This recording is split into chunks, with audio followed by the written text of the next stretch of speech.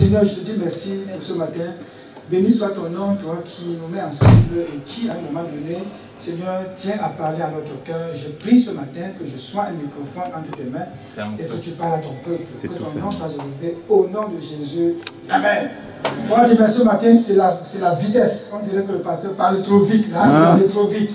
Amen. Amen. Je ne veux pas vous retenir ici après midi, mes bien-aimés. On a chanté tout à l'heure qu'on est dans la joie de vous voir. Pourquoi? Parce que quand le Seigneur nous met ensemble là, c'est aussi un plaisir de venir voir son frère, de venir voir sa soeur. Mais on est ici au nom de Jésus. Amen. Amen. C'est l'Esprit de Dieu qui nous unit en ces lieux. Je serai le premier à partir si jamais son esprit n'était pas là. Donc ce matin, je continue, on est toujours, comme on l'a dit, l'année de conquête avec Christ. Nous allons conquérir avec Christ. J'avais déjà un peu divisé en deux en disant de la perspective de Dieu, il nous a acquis, donc il nous a conquis, on est à lui. De la perspective de nous, hommes, qui sommes acquis à lui, nous désirons conquérir avec lui. Et je disais que lorsqu'il nous a acquis, il n'a pas demandé notre point de vue. Dieu nous a aimés et nous a donné le Fils. Il nous a conquis à lui, par le Fils, nous lui appartenons. Maintenant, il veut conquérir le monde avec toi. Il veut passer par toi pour le faire. D'où j'ai commencé une série intitulée « Sur le chemin de la conquête avec Christ ». Sur le chemin de la conquête avec Christ. Et le chemin numéro 1, ça c'est le rappel, je le dis juste en passant, c'était totalement attaché à Jésus et totalement détaché du monde. Donc je présentais effectivement qu'on peut être soit complètement attaché à Christ, soit complètement détaché du monde. Ça veut dire quoi? Beaucoup sont dans le Seigneur, mais ils ne sont pas complètement attachés. Ils vont faire certaines choses, mais pas tout ce que Dieu va leur demander de faire. Ils vont être avec lui, mais aussi un peu attachés au monde. Ils vont faire ce petit yo-yo, demain, après-demain, on revient et on fait un pas en avant, deux pas en arrière. Et je conseillais qu'en tant qu'enfant de Dieu, on puisse être totalement attaché à lui. Et pour cela, on avait vu avec Matthieu qu'il fallait s'attacher. Si tu ne t'attaches pas à un maître, tu vas t'attacher à l'autre maître. Il n'est pas possible de s'attacher à deux maîtres. Et dans le monde, il y a un maître. Christ veut dans notre cœur tout entier à lui. J'ai fait l'image du cœur tout entier. Et l'autre, voilà un cœur divisé. Un cœur qui veut être avec Jésus, il est de ce côté-ci cette fois-là, il veut être avec Jésus, mais encore aussi un cœur qui est encore dans le monde et veut gagner le monde. Vous allez voir que dans votre attitude, dans votre comportement de chrétien, il y a à peu près les deux en nous. Et l'apôtre Paul le dit de manière claire, il y a dans ma chair quelque chose qui me fait faire ce que je ne veux pas. Donc cette lutte est là. Mais le conseil, c'est de toujours demander, Saint-Esprit, est-ce que ce que je fais, c'est de ta volonté, oui ou non? Si c'est non, tu laisses. Il ne faut pas chérir les deux. On a vu un exemple d'un homme qui était riche, qui a préféré s'attacher à son argent. On a dit aussi que derrière l'argent, il y a maman. Okay? Ce n'est pas l'argent qui est le problème, c'est maman qui est en arrière qui est le problème. Son choix était clair. Sur le chemin numéro 2, j'ai divisé en deux. Chemin numéro 2, numéro 1, ne sois pas distrait. Si tu es dans le Seigneur, complètement attaché à lui, ne sois pas distrait. Parce que si tu es distrait, tu risques de manquer quelque chose. Et on a vu pour cela Marthe et Marie. Jésus arrive chez Marthe. Marthe est distraite. Avec des raisons tout à fait, je vais dire, normales. C'est-à-dire, elle va dire, je suis la responsable de la maison, je suis l'aîné, c'est ma maison, le Seigneur vient chez moi, naturellement, je vais le recevoir. C'est des raisons valables. Mais, quand ta soeur, non, elle décide d'aller au pied du Seigneur afin d'écouter la parole. Elle a décidé de demeurer attachée au Seigneur. Jésus va reprocher à Marthe le fait de quoi? De s'inquiéter et de s'agiter. Il dit, mais tu t'agites pour beaucoup. Et pourtant, naturellement, on peut apprécier ce qu'elle a fait. Qu'est-ce qui est de mauvais d'accueillir le maître, de servir le maître, de préparer pour le maître. Rien de mauvais. Mais Jésus va lui dire, une seule chose est nécessaire. Marie a choisi la bonne part, celle qui ne lui sera pas ôtée. Donc si on est complètement et totalement attaché à Christ, à un moment donné, le Saint-Esprit va nous aider à discerner à quel moment être au pied du maître et à quel moment faire le service. Quelqu'un peut dire, mais le service n'était pas en dehors de la volonté de Dieu. Mais on voit bien que Jésus lui fait ce reproche-là. Chemin numéro 2, non, toujours, chemin numéro 2, ne sois pas distrait, la suite. J'avais parlé de comment marcher dans le naturel en faisant pleinement confiance en l'Éternel. Comment marcher dans le naturel? Parce que nous sommes esprits, mais nous sommes encore dans le corps. Donc nous, le vrai, nous est encore dans le corps et encore sur la terre. Comment marcher et faire et réaliser des choses puissantes sur la terre des hommes? Et j'ai parlé de David, on a étudié David. Il y a quelques secrets qu'on a dû retenir de David contre Goliath dans 1 Samuel 17. On a vu cela. Et puis, toujours la suite aujourd'hui, c'est quoi? Chemin numéro 3, bien aimé, j'intitule encore numéro 1, okay, parce qu'il y aura chemin numéro 3, mission possible 1, peut-être 2, peut-être 3 et aussi 4. Mission possible. Ça ressemble à un film chinois, n'est-ce pas? À l'époque, quand on était jeunes, on voyait Mission Impossible. Ceux qui ont mon âge ont dû voir ça. C'est Shaolin. Ok? Mission Impossible. C'est-à-dire, c'est une mission, selon le naturel, c'est impossible.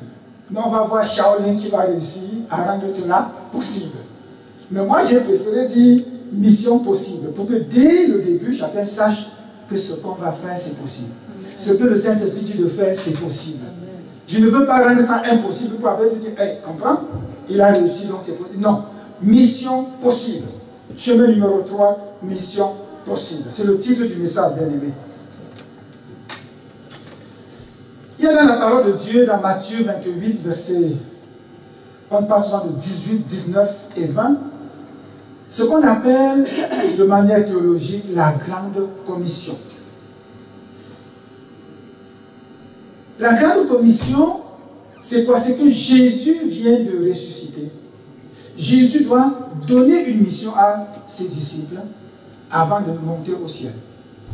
C'est la grande commission, pourquoi? Parce que ce n'est pas adressé seulement aux individus qui étaient ses disciples.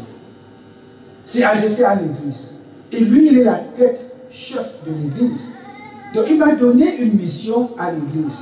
Donc ce matin, bien aimé, je vais nous donner une mission possible à l'Église, mais aussi à toi, individu. Parce que lorsqu'on dit Église, si tu comprends dans la globalité, tu risques de t'exclure.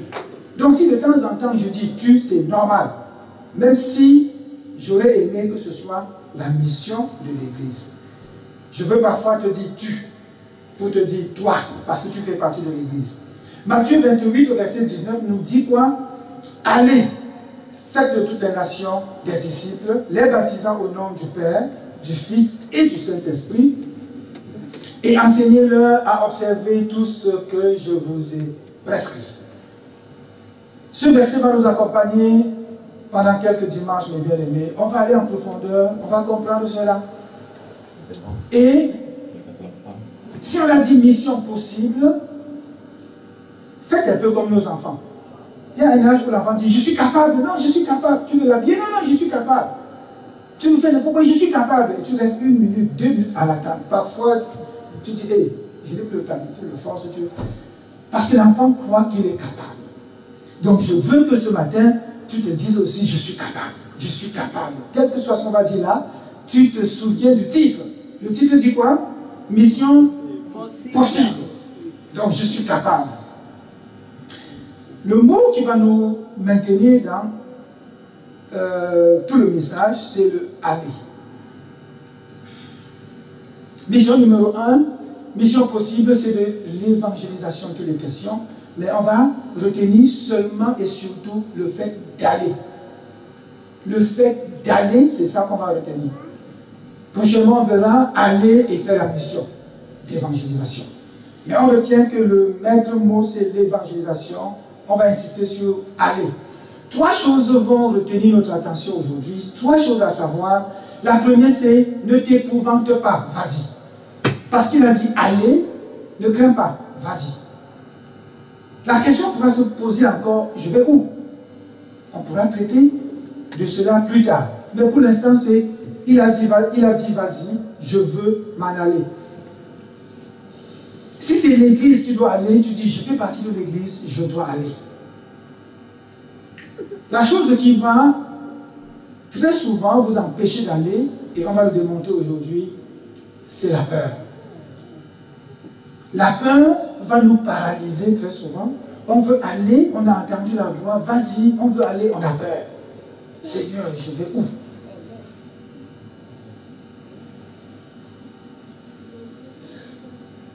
Il faudrait penser à qui me dit d'aller. Si une fois tu te dis, ok, la grande commission, il a dit aller, et c'est le pasteur qui dit aller, ah, je n'irai pas, c'est lui que le pasteur qui a dit. Si c'est ta femme qui dit, vas-y, tu vas dire, ah, c'est ma femme qui a dit, je n'y vais pas. Tu te lèves le matin, ton mari te dit, tu sais quoi, vas-y, va évangéliser. Ah, c'est mon mari qui a dit, je n'ai pas le temps. Il faut donc se poser la question, qui est celui qui dit aller? Parce que si tu sais qui te dit d'aller, mon bien-aimé, ça va te motiver, te fortifier, tu n'auras pas peur. Regardons Matthieu 28, verset 18, il va dire, Jésus s'étant approché leur parla ainsi, tout pouvoir m'a été donné dans le ciel et sur la terre. Celui qui a dit tout pouvoir m'a été donné, où? Dans le ciel ou sur la terre. Le pouvoir m'a été donné dans le ciel, mais j'ai le pouvoir d'agir dans le ciel et j'ai le pouvoir d'agir sur la terre. Une façon de te dire, si moi je te dis vas-y sur la terre, n'hésite même pas. Parce que j'ai le pouvoir de te le dire. J'ai l'autorité de te le dire. Et cette autorité, je l'ai vue dans le ciel. Il ne s'agit pas de petit Jésus qu'on a vu marcher, fils de Marie. Il s'agit du Seigneur lui-même. N'oublions pas, il est ressuscité. Le Jésus qu'on a vu comme homme, il était vraiment homme, de son trône, il est descendu vers nous, et dans son humilité, et dans son humanité, il s'est humilié. C'est ce Jésus qu'on a dit, celui-là, le Emmanuel, le Dieu, parmi vous, parmi les hommes. Il a vécu parmi nous. Mais il s'agit ici, bien aimé, retenez-le, de Jésus glorifié. Ça, c'est un Jésus ressuscité là. Ce n'est pas le Jésus d'avant. Et on va voir la fin, la phrase qui va nous le confirmer. Il va dire, je suis avec vous.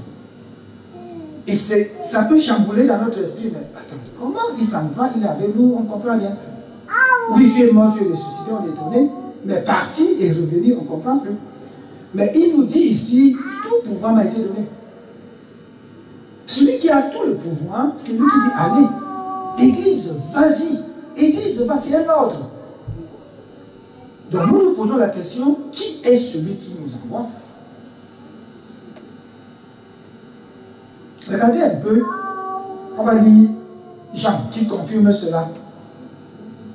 Il dit, après avoir ainsi, Jean 17 au verset 1 et 5, après avoir ainsi parlé, Jésus leva les yeux au ciel et dit, Père, l'heure est venue, glorifie ton Fils, afin que ton Fils te glorifie, selon que tu lui as donné pouvoir sur toute chair.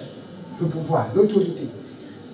Afin qu'il accorde la vie éternelle à tous ceux que tu lui as donnés.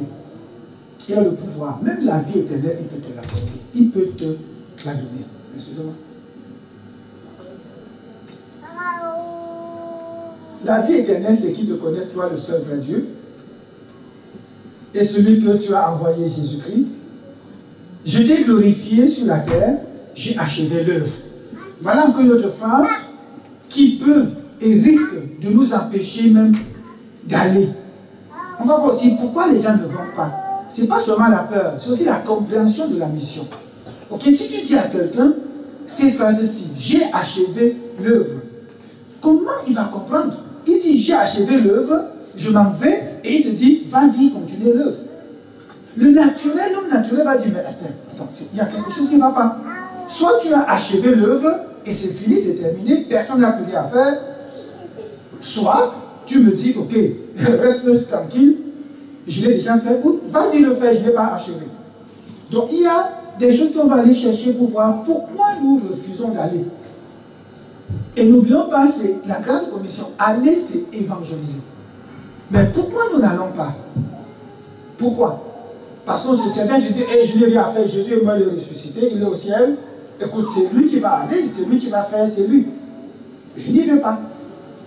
Il y a même des églises qui n'y pensent même pas. Quand il y a évangélisation, ils disent, ah oui, c'est quoi ça? Ils ne savent pas. Pourquoi? Ils ont le nombre qu'ils veulent et c'est suffisant. Et ils sont dans leur communauté, c'est bien. Mais non, il ne s'agit pas de ça. Il faut obéir en allant.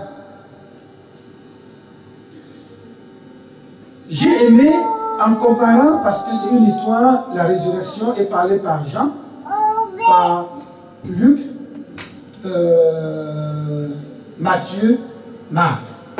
Je présente le Matthieu 28, juste pour que, parce que c'est un verset qu'on connaît, mais je vais beaucoup plus m'attarder dans le récit selon Matthieu.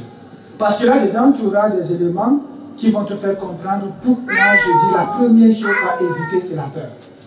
Si tu veux aller parce que Dieu t'a dit d'aller, ne crains pas. On va lire Marc 16, de 1 à 5. Lorsque le sabbat fut passé, Marie de Magdala, Marie mère de Jacques et Salomé achetèrent des aromates afin d'aller embaumer Jésus. Le premier jour de la semaine, elle se rendit au sépulcre de grand matin, comme le soleil venait de se lever. Elle disait entre elles, qui nous roulera la pierre loin de l'entrée du sépulcre?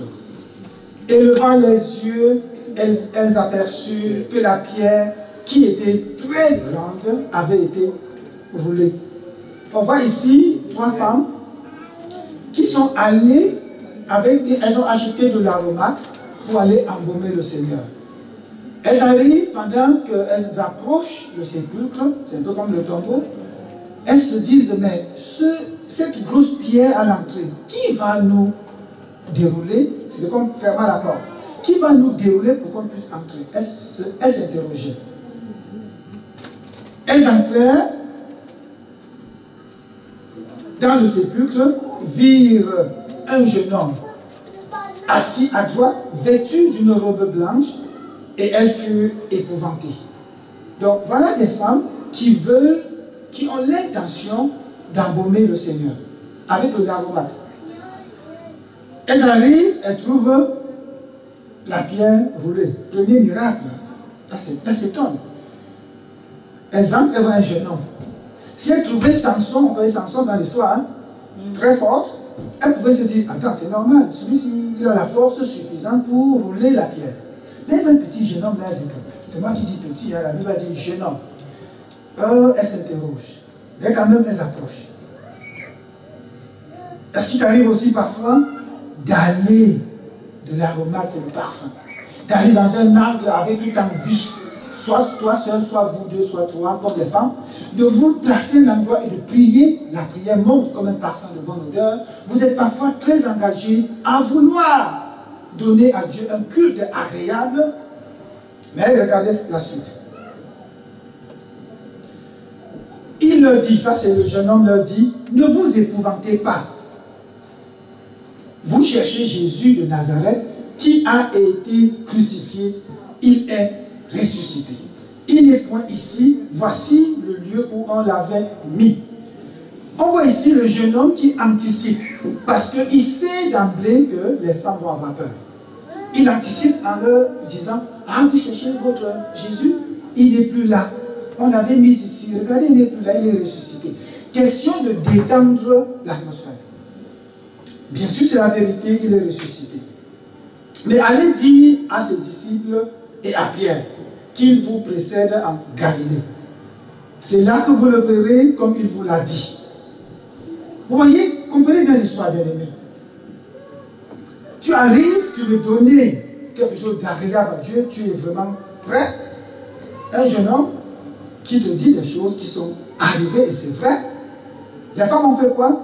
Parce que le jeune homme a dit allez annoncer. Ça c'est le début de allez annoncer. Allez annoncer à ses disciples et aussi à Pierre, qui pouvait être le chef, le responsable de l'église. Elles sortirent du sépulcre en faisant quoi? En fuyant. On va dire, où est le lien? Il y a le lien bien aimé. Parfois tu viens à la prière, tu entends le Seigneur te dire demain, tu iras évangéliser. Ah Seigneur, demain, est-ce que tu pars? Non, tu as fui. Tu n'es pas différent de celle-ci. Tu as fui. Pourquoi? Tu as été épouvanté. De la même manière qu'elles. Elles ont fui parce que la peur. Il dit, la peur et le trouble les avaient saisies. Et elles ne disent rien à personne à cause de leur effroi. Regardez les mots que la parole utilise. La peur, effroi, le trouble. Je vous dis, pour moi, là, j'ai été troublé, bien aimé. La première fois que j'ai entendu la voix de Dieu, je vous assure, je n'ai pas dormi jusqu'au matin. Il était peut-être 2 heures. Je me suis levé pour prier, j'avais l'idée de lire la Bible. J'ouvre la Bible, je vais devant moi. J'entends une voix qui me dit, qui d'autre peut t'enseigner ma parole mieux que moi? Je n'ai jamais oublié cette phrase. Il y a longtemps, ça fait peut-être 20 ans. Qui d'autre peut t'enseigner ma parole mieux que moi? Ça, c'est mot à mot ce que j'ai entendu. J'ai sursauté, j'ai regardé pour le 4 minutes, j'étais seul dans la maison. Mais attends, qui m'a parlé? J'ai noté la phrase, je n'ai plus dormi, je ne pouvais plus pleurer, je ne comprenais rien. Le lendemain, je couche chez le pasteur, je lui dis. Il m'a questionné longtemps pour comprendre le problème. Et quand il m'a expliqué, il dit, oh Seigneur, je venais de croire, bien aimé. Et quand le pasteur prêchait, il y avait une confusion totale dans mon esprit. Confusion totale. Parfois, il va te dire Jésus, Jésus, après il te dit Dieu, Dieu, après il te dit le Père, après il dit Saint-Esprit. J'étais mêlé, pas à peu près. Après quelques 2-3 mois, je ne supportais plus. Il fallait que je sache, est-ce que Jésus est Dieu, oui ou non? Je n'ai jamais posé une question à Dieu comme cette question-là. Ça m'a troublé. J'ai fait le tour. C'est comme ça que n'importe qui me voyait dire, tu es chrétien, oui, pardon, dis-moi, comment expliquer que Jésus est Dieu? On dit qu'il est fils de Dieu, je suis d'accord. Mais qu'il est Dieu, je ne comprends plus. Je ne comprends plus. Chacun me disait sa part. Jusqu'à ce que finalement un collègue témoin de Jéhovah est arrivé chez moi avec les papiers. J'ai donc ramassé ça, je lisais. Je voulais savoir si Jésus est Dieu. Donc ça me troublait. Donc j'ai compris pourquoi ce matin, à 2-3 heures la nuit, pendant que je voulais lire, l'Esprit me dit, tu cherches quoi? Qui d'autre peut t'enseigner ma parole mieux que moi? Quand le pasteur m'a expliqué tout ça, il m'a dit, tu as des choses? Oui. J'ai ramassé tout, on a déchiré, on a versé. Je n'ai plus jamais pris comme ça, même par erreur, un papier qui vient d'autres personnes. J'ai dit, la parole de Dieu va m'enseigner. Donc nous fuyons comme ces femmes-ci. Elles ont eu peur. D'où la première chose à savoir, c'est le craindre.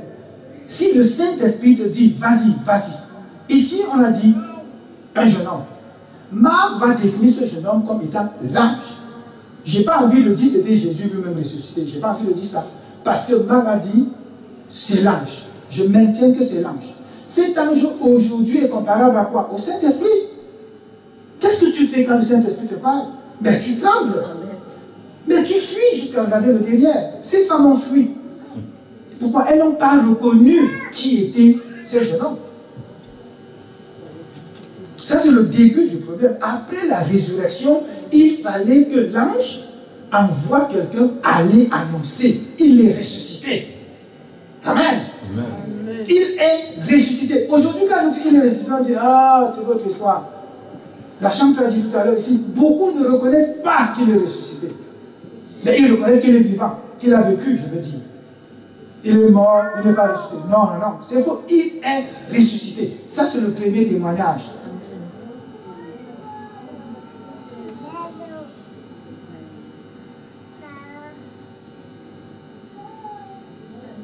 Si dans ta tête, ça ne résonne pas bien que Jésus est ressuscité, tu ne pourras pas aller annoncer à quelqu'un qu'il est ressuscité. D'où je dis la peur. Si tu ne sais pas que Christ est ressuscité, l'apôtre Paul dit, s'il n'était pas ressuscité, c'est que notre évangile est même. Je vais dire, et moi aussi, j'ai dit, si Jésus n'était pas, Jésus dit à mon ami en Afrique, si le Christ n'était pas ressuscité, je ne croirais pas à ça. Je resterais dans ma position de païen et de philosophe, et je l'étais vraiment. Mais le Christ ressuscité, c'est ça qui m'a dit. Aucun autre n'est ressuscité. C'est le seul. Faites toutes les religions, vous verrez. C'est le seul qui a dit, je suis la résurrection, je suis la vie. Alors là, je vais dire, allez annoncer d'abord à ses disciples et à Pierre le responsable. Ces femmes ont fui. Elles ont fui. Je reviens à Matthieu 28, versets 16 et 17. Les 11 disciples allaient en Galilée sur la montagne que Jésus leur avait désignée. Quand ils le virent, ils se prosternèrent devant lui, mais quelques-uns eurent de doute. Donc Jésus maintenant revient, je saute un peu pour aller rapidement sur les disciples, je vais revenir sur d'autres après. Ils vont se prosterner. Et même pendant qu'ils se prosternent, là, on dit quoi? Prosternation, bien quoi? Prosternation. Ok, la prosternation ici démontre qu'ils l'ont reconnu. Marie, l'autre Marie de Magdala et Salomé n'avaient pas reconnu que ce jeune homme était l'ange. Elle pouvait fuir. Voilà les disciples qui ont reconnu que c'est lui, c'est le maître. La Bible nous dit quoi? Quelques-uns eurent du doute. Parce que si on ne va pas en profondeur dans la parole de Dieu, on ne comprendrait pas pourquoi nous aussi ça nous arrive. Se dit, le Seigneur nous a parlé, on a bien compris, on a bien vu. Mais pourquoi on dit allons-y à gauche, il y a encore des gens qui vont aller à droite. Mais n'avons-nous pas compris? On n'a pas compris la même chose, on a compris. Mais il y a quelques-uns qui disent, oh non, c'est pas comme ça. Non, non, non, je sais pas. Ils n'ont pas compris, ils ne veulent pas. Doute. Marc va dire ceci au 16 au verset 6. Il leur dit, ne vous épouvantez pas, vous cherchez Jésus de Nazareth qui a été ressuscité, qui a été crucifié, il est ressuscité, il n'est point ici. Voici le lieu où on l'avait mis. Jésus lui-même apparaît à personne. Ses disciples avec qui il a marché au moins 3 ans. Ah non. Il se postait même. Il dit que ce n'est pas lui. Ce n'est pas lui. Si tu doutes comme ça, comment peux-tu aller parler de l'évangile? Notre faiblesse, c'est aussi qu'on ne connaît pas celui-là. On ne le connaît pas. Comment peux-tu aller annoncer un Jésus que tu n'as pas? Impossible. Un Jésus que tu ne reconnais pas. Impossible. Un frère m'avait dit une année qu'ils sont allés évangéliser et c'est chemin faisant qu'un fidèle dit, mais attends, tu te dis que Jésus nous aime. Je lui dis ça comment? On dit, ah bon? Il dit, mais c'est quoi la nouvelle naissance? On s'est arrêté là pour lui expliquer la nouvelle naissance. Jusqu'à ce qu'il dit, ok, j'ai compris, mais j'accepte. Avant qu'on continue, parce que tu vas aller dire quoi aux gens? Rien, tu n'as rien, tu ne connais pas. C'est pour cela que beaucoup fuient. Jésus, Marc 16 toujours, verset 9, Jésus étant ressuscité le matin du premier jour de la semaine, apparut d'abord à Marie de Magdala, de laquelle il avait chassé 7 démons. Ici, quand tu lis toute l'histoire selon Marc, c'est un peu confusing, comme disent les Anglais. Tu te dis, mais est-ce qu'il y a un deuxième Marie de Magdala? Parce que la première était avec l'autre Marie, mère de Jacques, et Salomé, et elle a aussi fui quand elle a vu l'ange. Voilà une deuxième qui apparemment a reconnu le Seigneur. Okay, mais est-ce que ça ne nous embrouille pas? Qui est deux ou pas? Dis-toi, voilà quelqu'un qui a écouté et elle est allée. Elle alla emporter la nouvelle à ceux qui avaient été avec lui. Donc, Jésus lui apparaît, elle court annoncer, elle apporte la parole. Et qui s'affligeait et pleurait. Donc, les disciples pleuraient, elle court, elle dit, non, non, non, ne pleurez plus, arrêtez, il est ressuscité. Quand ils entendirent qu'il vivait et qu'elle l'avait vu, ils ne le crurent point. Voilà autant de choses, bien aimées, qui parfois nous empêchent d'aller. Tu te dis, mais attends, si je lis ces versets 6, Seigneur, même tes propres disciples n'ont pas cru que tu étais ressuscité. Annoncé par ceux qui ont vécu avec eux. Tu penses que c'est moi qui dois aller les changer? Tu me dis, à l'église, organisons une sortie d'évangélisation. Tu crois que c'est moi qui dois faire changer ces gens-là? C'est des scientifiques. C'est des intellectuels. C'est des pensées que nous avons. Quand moi-même je suis dans la rue, parfois je vois quelqu'un passer, je le regarde, quelque chose me dit, lui là, si tu lui parles, il va même te gronder. Mais oui, je vous dis la vérité, tu dis à celui-ci, surtout depuis le jour où une femme avait dit, monsieur, ça c'est le harcèlement. J'ai failli avoir peur. La peur, ça nous cherche. Mais il faut connaître ça et dire, Seigneur, non, non, tu as dit, je suis avec vous. Tu as dit, c'est ta parole. Et il faudrait qu'on comprenne. Qu'est-ce que l'ange a dit? Va annoncer qu'il est ressuscité. On ne t'a pas dit d'aller dire millions de phrases. On ne t'a pas dit d'aller montrer autre chose que ça. La résurrection, lui qui était mort, crucifié, enterré, ressuscité, mais attends, va dire qu'il est vivant. Aujourd'hui, quand on dit aller évangéliser, on pense déjà qu'est-ce qu'on va dire, comment formuler, quelles sont les techniques, quelles sont ceci. Ça effraie, finalement on n'y va même pas.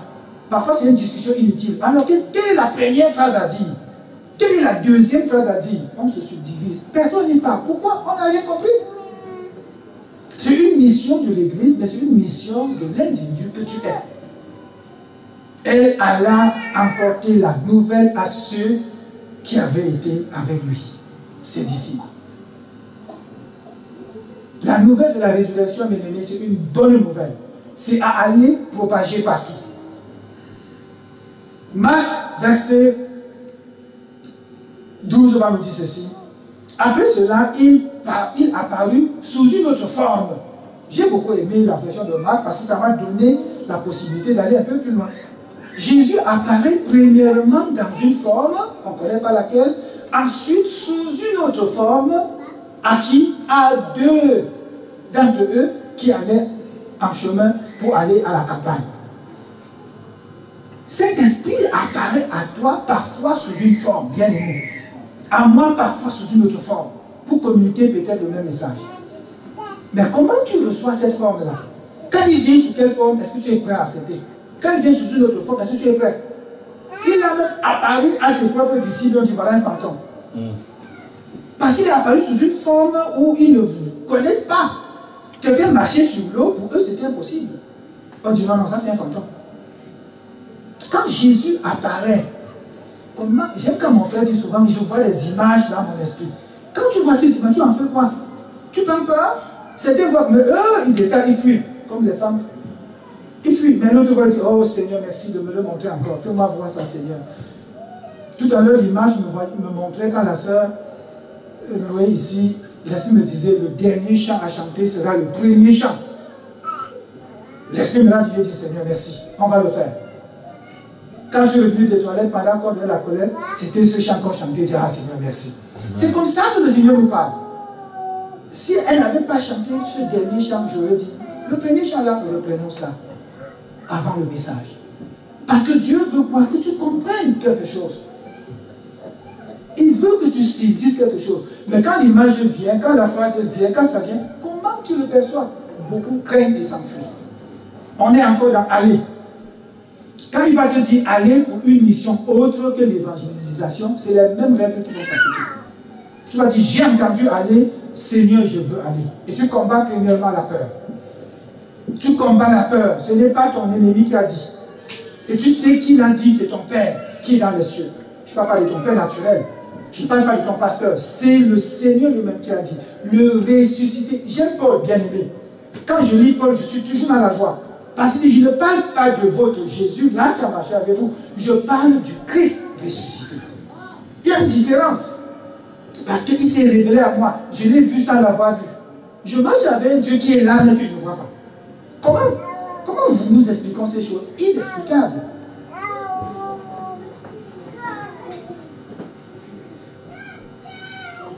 Mais les disciples se prosternent. Mais quelques-uns ont des doutes. Jésus va leur rappeler, tout pouvoir m'a été donné dans le ciel et sur la terre. Allez, allez. Ne craignez pas, c'est moi qui vous envoie, j'ai tout le pouvoir dans le ciel et sur la terre. Allez. Quelqu'un veut dire Amen. Amen. Parce qu'il dit, j'ai le pouvoir dans le ciel, j'ai le pouvoir sur la terre. Et je te dis, vas-y. Bien aimé, j'ai envie de courir avant d'aller. Parce que quand c'est mon père qui m'envoyait, à l'époque, il ne vit plus, j'étais têtu. Je me souviens parfois, je dis, papa, est-ce que le reste d'argent là, je peux garder? S'il dit oui, je cours. S'il dit, eh non, mon argent. Je dis, papa, non, comme tu vois, j'ai un match de soccer, je devais au football. Je devais aller, il dit, hey, petit, vas-y.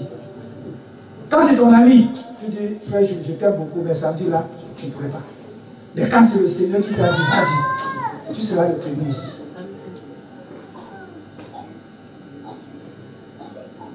Tu es d'accord avec ça, mon frère? Quand c'est le Seigneur qui te révèle, ce n'est pas un homme qui va te dire, allons-y. Dans ton lieu de travail, quand le Seigneur te dit, parlez à ton collègue, ah, n'attends pas que ton pasteur dise le dimanche matin, parlez à vos collègues. Non. J'ai envie de vous dire, ne priez plus en demandant, Seigneur, est-ce que c'est ta volonté que j'aille évangéliser? Je l'appellerai mauvaise prière. Pourquoi? Parce que c'est la dernière volonté de Jésus.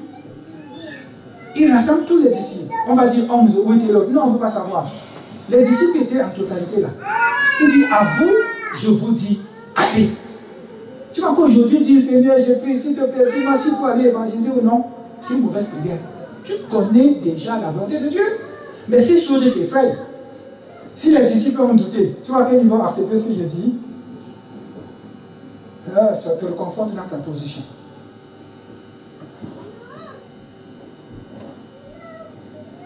Jésus va leur reprocher leur incrédulité. Au verset 14 de Marc 16, il dit, enfin il apparut aux 11 pendant qu'ils étaient à table et il leur reprocha leur incrédulité et leur dureté, la dureté de leur cœur, parce qu'ils n'avaient pas cru ceux qui l'avaient vu ressusciter. Ici, voir ressusciter, je rappelle, c'est eux à Saint-Écu. Pourquoi? Parce qu'ils ont vu le Jésus qui était ressuscité. Ce n'est pas le Jésus qui est en train de ressusciter, bien aimé. J'aime aller en la profondeur de la parole. Parce que si on dit Jésus est ressuscité et que quelqu'un l'a vu ressusciter, il perd de son autorité, de son pouvoir, de sa divinité. Jésus sur la terre a été vu pendant la souffrance jusqu'à la mort. Les hommes ont vu. Tu te dis qu'il n'a pas vu, c'est faux. L'homme a vu comment on l'a flagellé, battu, crucifié jusqu'à la mort, placé là.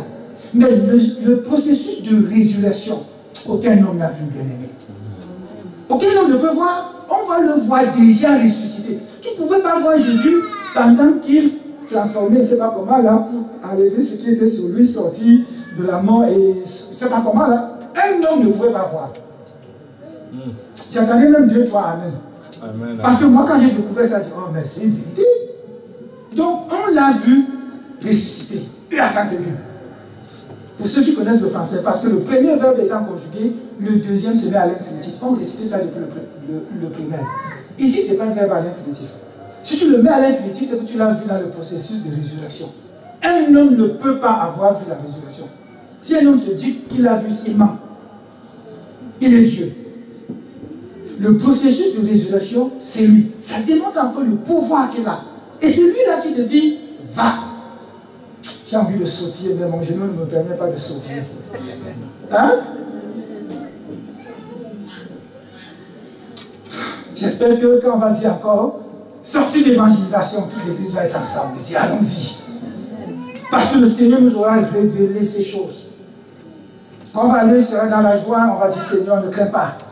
Quelle que soit la forme sur laquelle tu vas te présenter à nous, on va saisir que ça c'est Dieu.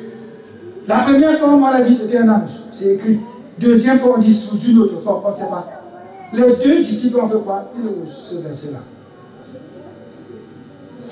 Je l'ai déjà dit. Les deux disciples ont repoussé chemin. Ils étaient en train d'aller faire les choses. Quand le Seigneur apparaît sous une autre forme, il dit, allez annoncer. Il repousse, il retrouve. On va le voir peut-être en bas. On a vu la première forme, les femmes allaient pour faire quoi? Adorer, donner le parfum. Elles avaient une activité qui était très bien. Mais quand l'ange leur dit, allez annoncer qu'il n'est plus ici, il est ressuscité, elles s'enfuyaient des dames. Deuxième groupe, ils sont allés d'aller à la campagne pour faire les choses. Le Seigneur apparaît sous une autre forme. Ils ont compris, ils ont saisi. Il dit, cette formule-ci-là, nous avons compris. Ils sont retournés sur leur pas. Deuxième chose à faire, c'est mettre sa confiance. J'ai dit en le Saint-Esprit, parce que pour nous aujourd'hui, nous vivons par le Saint-Esprit. Donc on a dit la première chose à ne pas faire, c'est de craindre. On ne craint pas, quelle que soit la forme sous laquelle le Seigneur va te dire, vas-y, vas-y. Deuxième, c'est mettre ta confiance en le Saint-Esprit. Pourquoi en? Parce que le Saint-Esprit, c'est une personne. Je mets ma confiance en lui. Je mets ma confiance dans la personne du Saint-Esprit qui va me convaincre et me faire le voir, le saisir et me mettre en route pour aller annoncer. Ah oui, c'était ici. Voilà les deux disciples sous une autre forme. Ils revinrent l'annoncer aux autres, qui eux aussi ne crurent point. Ils revinrent. Quelle obéissance! Quand ils ont cerné, c'est le Seigneur, il dit, allez annoncer, et ils retournent. Obéissance. Et lorsqu'il dit, je veux que les nations sachent que je suis celui qui est. Allez dire que je suis ressuscité, que je suis celui que j'ai toujours dit que j'étais. C'est tout.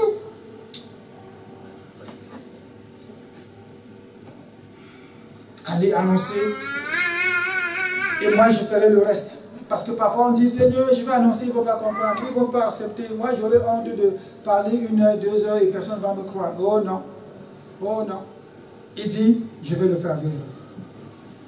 Il dit, il est avec toi pendant la mission. Voilà 3 choses à savoir. La première, c'est tu ne crains pas.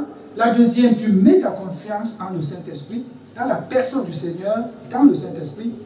Et la troisième chose, que tu saches qu'il est avec toi. Parce que si tu sais qu'il est avec toi, bien-aimé, ton comportement va être différent. Matthieu 28, je reviens à Matthieu, verset 20b, il dit, je suis avec vous tous les jours, jusqu'à la fin du monde. Donc lui qui a dit, allez, il dit, je suis avec vous. Donc quand l'église va se lever, il dit, nous voulons aller en tant qu'église, Seigneur, on répond à l'ordonnance venue de toi. On ne le fait pas parce que le pasteur, dans son beau plaisir, a décidé qu'on va aller évangéliser. Non. Non. On fait parce que le Seigneur a ordonné, mes bien-aimés. Enfin, Jésus apparaît aux 11. Il dit bien enfin. C'est-à-dire dans la forme connue de tous. Il apparaît aux 11, à ses disciples, à tous. Ici, c'est la totalité.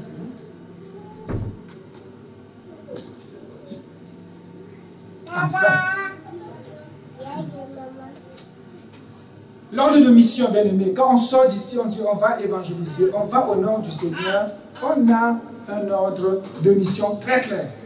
Si c'était un document écrit à mettre dans ta poche, dans ton porte-monnaie, comme je vois les femmes avec toujours leur... non, dans leur poche là, il y a le miroir. Si tu fouilles toutes les poches des femmes, tu trouveras un miroir. Donc, ceci devait être un miroir dans ta poche. J'ai menti peut-être. Peut-être il y a une ou deux femmes exceptionnelles. Mais je sais qu'on fout la poche. Parfois, tu te mets au stop avec quelqu'un, avec une femme au feu rouge. Tu regardes, tu vois une femme en train de se mourir. Quand chaque fois que je vois, je ris, je dis, oh, le Seigneur ne leur a pas encore révélé qu'elles sont belles. Que censé rouge à lèvres, censé quoi, elles sont belles.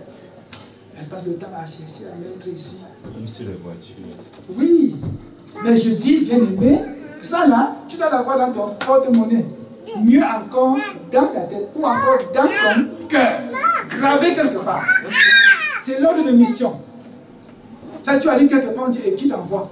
Tu dis, celui qui a dit allez et que je suis avec vous, m'a dit de venir. Amen. Amen. Celui qui a dit allez, il a aussi dit, je suis avec vous. Ordre de mission. Tu arrives, on dit ordre de mission, tu sors le verset. Et il ne comprend rien, il dit comment? Tu sors le verset.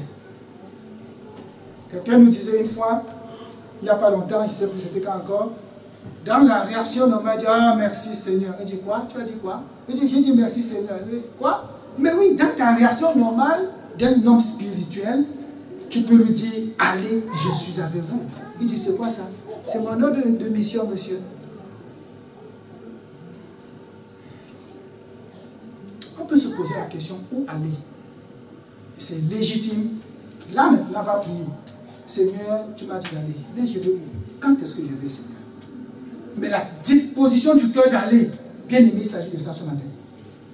Quelle est ta disposition du cœur? Veux-tu y aller? Veux-tu y aller? C'est tout. Si tu dis non, ça veut dire que tu crains. Tu dis non, tu n'as pas compris qui te dit d'aller. Mais si tu dis oui, oh là là, sache que celui qui te dit, qui te donne cet ordre de mission est ressuscité. Sache que celui qui te dit, il a le pouvoir, car tout pouvoir lui a été donné dans le ciel et sur la terre. Celui qui te dit, vas-y, te dit, n'aie pas peur, je suis avec toi. Celui qui te dit, vas-y, il est vivant pour toujours. Celui qui te dit, vas-y, il est parmi vous. Celui qui te dit, vas-y, il vit éternellement en toi. Je pense que je parle à personne ce matin. Il n'y a aucun amen. Tout ça a été pour moi. Hein. Vous savez qu'il y a des messages que Dieu donne, c'est pour toi. Hein. C'est d'abord pour toi. Ça, c'était pour moi. Je dis amen à moi-même. Seigneur, tu es vivant, je dis amen. Tu es parmi nous, je dis amen. Tu vis à moi, je dis amen. Tu me dis, vas-y, amen. Amen. Je suis avec vous. Amen. Je vis éternellement. Amen. Je suis ressuscité. Amen. Alléluia. Amen. Tu es dans la joie, n'est-ce pas? Hein? Dans ton subconscient, ça va être, ah oui, c'est beau, j'ai dit amen, mais le pasteur va croire que mon amen me dit, je viendrai avec lui à l'évangélisation. Non.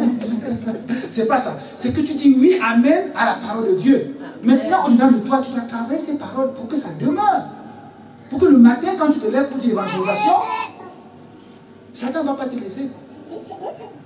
J'ai dit à Satan, désormais, il va me voir. Je vais être à l'église 15 à 20 minutes, sinon même 30 minutes tous les dimanches avant. Parce qu'il me prenait toujours, je suis toujours à moins de 2 minutes, 10h moins 5, 10h02. J'ai dit, hey Satan, c'est quoi? C'est quelle histoire ça? Je dis, non, tu ne mourras plus. Désormais, là, le sommeil qui vient toujours vers 8h45, j'ai dit, c'est fini le sommeil. Amen. Amen. Vous n'allez pas croire, je me suis levé, hein? J'ai dit, Seigneur, je vous avais dit en janvier, le nouveau mois de la nouvelle année. On se souvient? Avec Isaïe Sarah, le nouveau mois de la nouvelle année. Marie-Laure, tu souris, je te dis la vérité. Je me suis couché aujourd'hui à 2h presque 30. Déjà à 6h, 7h, je me réveille. Et un petit sommeil vient, je regarde l'heure, je dis, il est 7h moins. Satan, tu veux m'endormir, tu te trompes.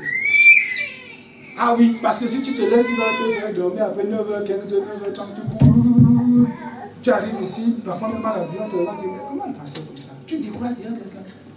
Tu n'as pas le temps de regarder quelle habit porter, tu courais pour arriver à l'heure. Et tu entres à l'église à 10h00. Tu es content. Mais non, Satan se moque de toi et rit. Vous allez me dire, je suis trop sévère. Je suis très sévère avec moi-même, bien-aimé. Parce que le lundi, je suis au travail parfois à 7h30. C'est-à-dire 1 heure avant. Je le dis à ma honte.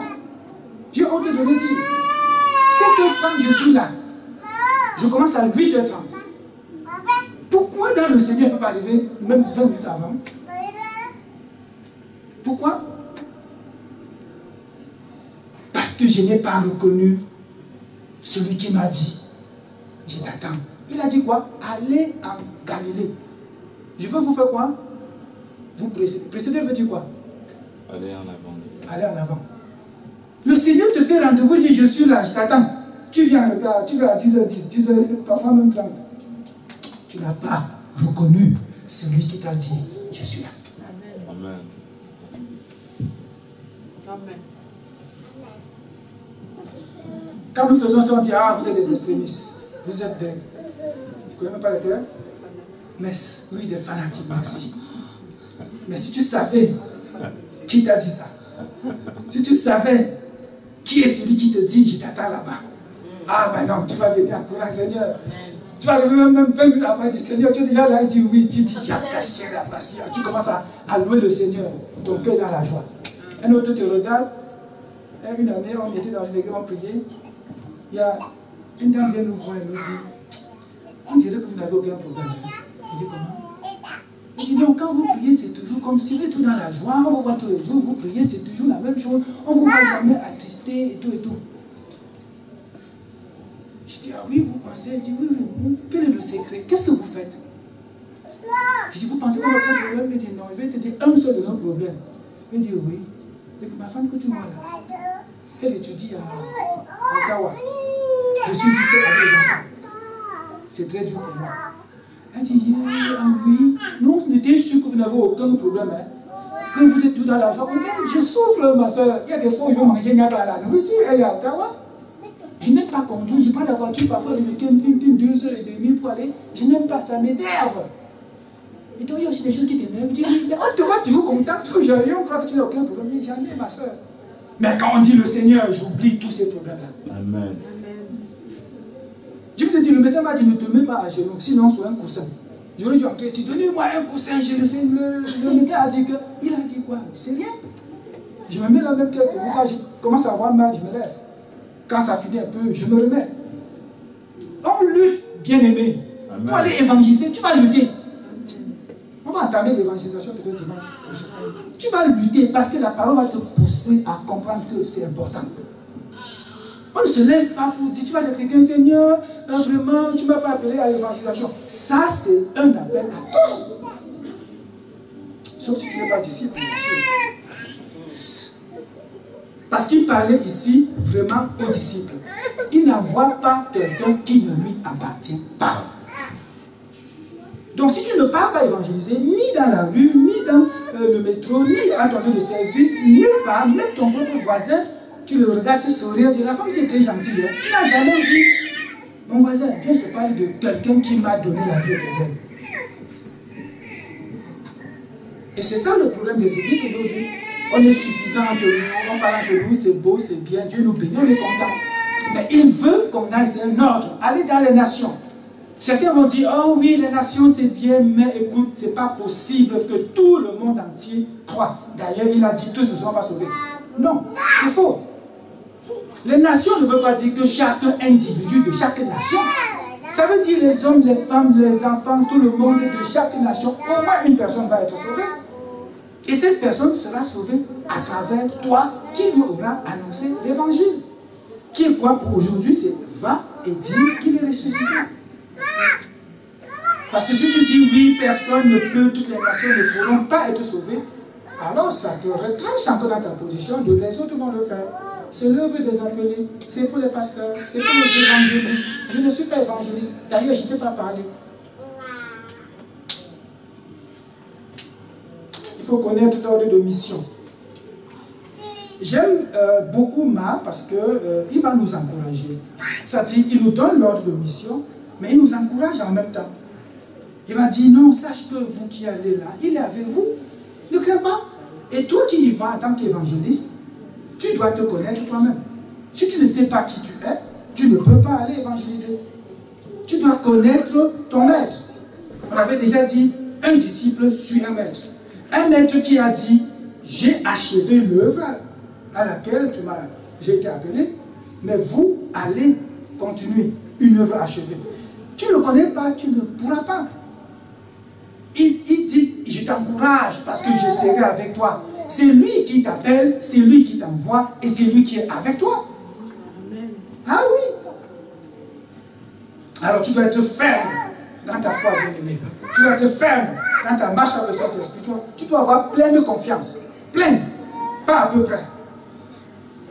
Et savoir que l'ordonnateur de la mission est avec toi, c'est très, très important.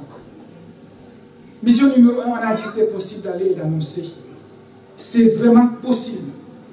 Quelle que soit la forme sur laquelle le Seigneur va te dire, vas-y, on va y aller. Nous allons, Christ va travailler pour nous. Et ce n'est pas moi qui le dis, c'est Marc encore, que j'ai beaucoup aimé pour la résurrection. J'ai beaucoup aimé Marc. Le Seigneur, après leur avoir parlé, fut enlevé au ciel et il s'assit à la droite de Dieu. Et ils s'en allèrent prêcher partout. Le Seigneur, il faisait quoi? Travaillait avec eux. Avec les qui? Avec les disciples. Merci. Et il confirmait. Qui confirmait? Non. Qui confirmait? Le Seigneur.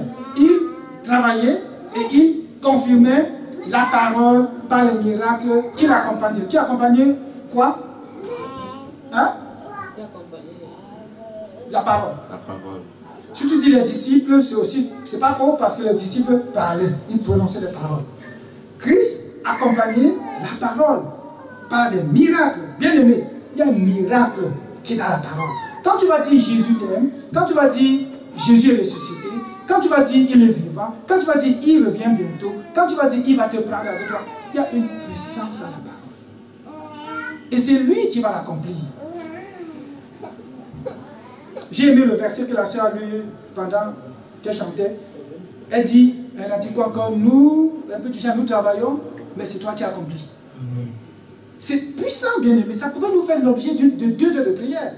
C'est que tout ce que nous faisons là, c'est toi qui accomplis. Si nous faisons, on sort d'ici en disant j'ai beaucoup bien fait, on s'est trompé. Tu vas évangéliser, tu es content parce que tu as parlé à 2, 3, 4 personnes. Tu t'es trompé. C'est lui qui l'a fait. Tu t'es rendu juste disponible. 3 choses, tu vas partir avec ceci. Tu ne craindras pas, tu vas y aller. Tu mets ta confiance dans la personne du Saint-Esprit parce qu'il te parle, quelle que soit la forme qu'il va prendre, tu sais qu'il a parlé, tu as entendu, tu vas obéir.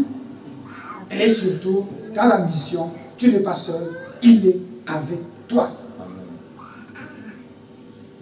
Christ Emmanuel, je l'ai dit au début, il est venu dans l'humanité, dans son humanité, il s'est aussi rendu humble jusqu'à la croix. C'était le Dieu parmi nous. Maintenant, dans sa gloire, il dit, je suis avec vous, ou encore je serai avec vous. N'est-ce pas? Il dit avec. Il ne dit pas parmi vous, parce qu'on dit, tu vas encore revenir vivre sur la terre. Il sera avec nous. Il y a des versets qui prouvent cela, mais on ne peut pas aller en profondeur. J'ai promis de finir à midi. Midi. Seigneur, je bénis ton nom parce que tu es notre Père, tu es tout pour nous. Alors que tu parles à l'Église, tu parles aussi aux individus, tes enfants que nous sommes. Tu nous appelles, Seigneur, premièrement à ne pas craindre, à ne pas fuir lorsque tu nous parles. Plusieurs entendent ta voix et t'étalent comme ces 3 femmes, Seigneur, ont étalé lorsque l'ange leur a dit d'aller annoncer que tu étais ressuscité. Nous aussi, parfois, on a peur, Seigneur, d'aller, surtout dans un système comme celui-ci, où tu abordes quelqu'un, même pour le saluer, c'est un problème, parce qu'on va trouver que tu harcèles, que tu déranges, Seigneur. Nous voulons que tu nous aides à demeurer dans la ferme confiance en toi, Saint-Esprit, que lorsque tu nous envoies, tu le fais à nous. Merci de ta présence, merci de ce que tu fais en nous. Donne-nous de passer une semaine agréable à tes côtés. Éternel, et que dimanche, comme je l'ai écrit, un autre dimanche devant ta face, que ton nom soit élevé au nom de Jésus. Amen.